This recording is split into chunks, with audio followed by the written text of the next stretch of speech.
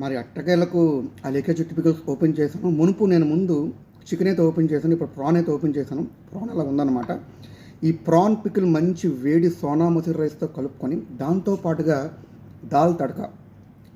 సాధారణంగా మనం ఊరగాయ పప్పు తింటాం, కానీ ముద్దపప్పుని కాస్త real avakaya at the same time ఈ దాల్ తడక, ఈ రెండు కాంబోస్తో సైడ్ డిష్ లేకుండా తినడం పాపం కాబట్టి, నేరం కాబట్టి నేను పాపం నేరం చేయదలుచుకోలేదు.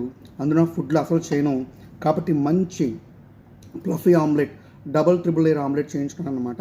ఇది మామూలు ఆమ్లెట్ కాదు, మంచి మిల్క్ వేసి బాగా గిలక్ కొట్టి మంచి వెజిటేబుల్స్ అవి వేసి చేశాను అనమాట పెప్పర్తో. ఒక్కసారి ఈ ప్రాను, ఈ ఆమ్లెటు, ఆ ఆవకాయ విత్ పప్పుతో తిందాం.